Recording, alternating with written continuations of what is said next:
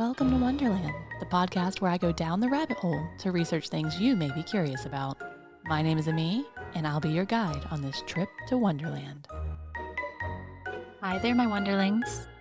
As we prepare for our Halloween episode this year, I'm releasing one episode a day for 13 days. The first 12 episodes are short ghost stories for you to enjoy, and the 13th episode will be the Halloween episode, in which we'll go down a rabbit hole that will make you wonder what things go bump in the night. I wonder. I wonder. I wonder. I wonder. I wonder. I wonder. I wonder. I wonder. I wonder. I wonder.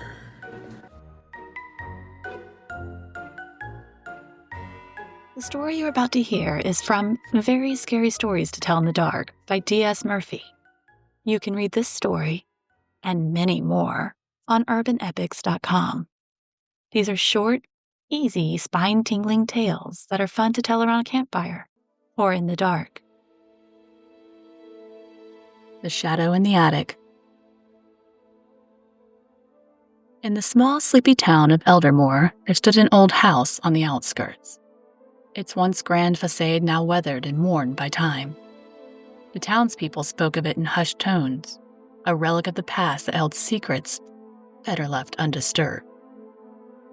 For generations, the house had been passed down through the same family, each new owner sealing off the attic, a room that was rumored to be haunted by a shadowy figure.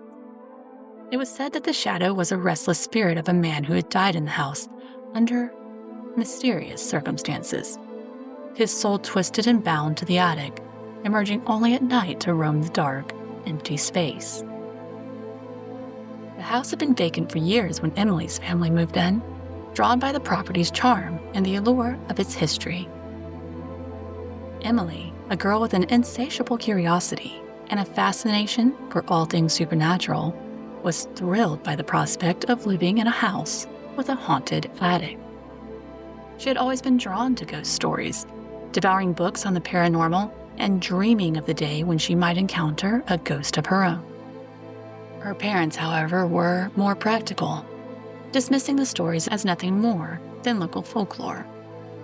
They set about making the house their own, restoring the rooms to their former glory, while Emily explored every nook and cranny, eager to uncover its secrets.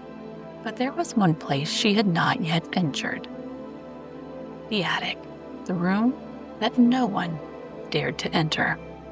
The attic door was located at the end of a narrow, winding staircase, hidden behind a dusty curtain that fluttered in the slightest breeze. The door itself was old and splintered, its surface covered in a thick layer of dust, as if it hadn't been touched in years.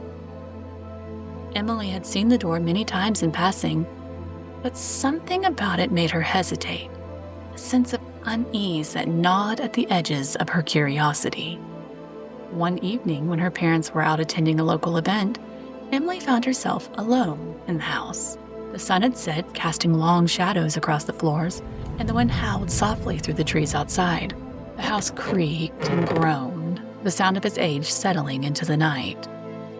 Emily stood at the bottom of the staircase, her heart racing, as she stared up at the attic floor. She had always dismissed the stories about the attic as silly superstitions, but now, with the house silent and empty, those tales seemed to take on a new weight. Her flashlight in hand, Emily took a deep breath and began to climb the stairs, each step creaking loudly beneath her feet. The attic door loomed before her, its wooden surface rough and cold to the touch.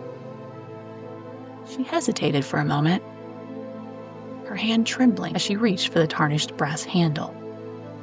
The door resisted at first, as if it were reluctant to open, but then it gave way with a loud creak that echoed through the house, sending a shiver down her spine.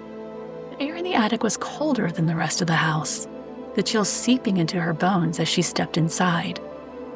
The room was dark, the only light coming from her flashlight, which cast a weak yellow beam that barely penetrated the shadows. The attic was filled with forgotten relics of the past. Old trunks and furniture covered in cobwebs, stacks of dusty books, and piles of moth-eaten clothes. Everything was draped in a thick layer of dust, untouched for what seemed like decades. As Emily moved deeper into the attic, her flashlight flickered, casting strange shadows on the walls. The air was thick with the smell of decay, a musty, earthy scent that made her stomach churn. She shone the light across the room, her heart pounding in her chest as she searched for any sign of the shadowy figure the villagers had spoke of. At first, there was nothing, just a silent, oppressive darkness pressing on her from all sides. But then, out of the corner of her eye, she saw it. A shape, darker than the shadows around it, moving in the far corner of the room. It was barely visible, an inky black mass that seemed to pulse and shift with a life of its own. Emily's breath caught in her throat as the shadow moved closer, its form growing larger and more defined. It wasn't a trick of the light, it was something real, something malevolent.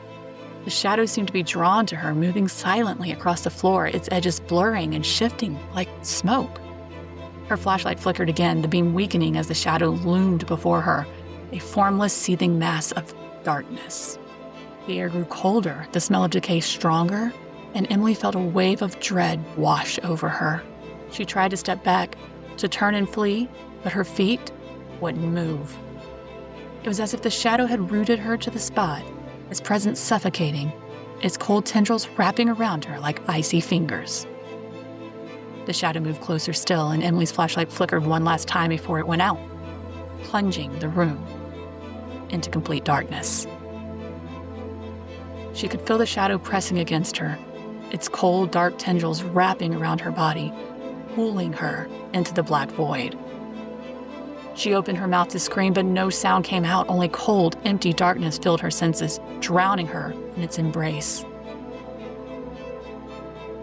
The last thing Emily saw before the darkness claimed her was a pair of hollow, empty eyes, staring at her from within the shadow, as if the figure itself was nothing but a void, a vessel of darkness and despair. The next morning, when her parents returned home, they found the house was silent and empty.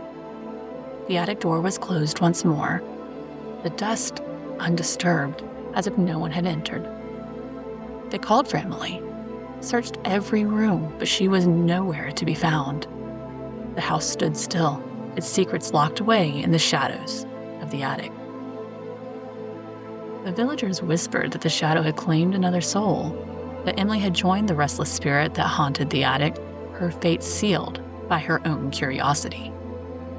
The house remained as it always had, its attic door closed and forgotten, waiting for the next curious soul to open it and release the shadow from its dark prison.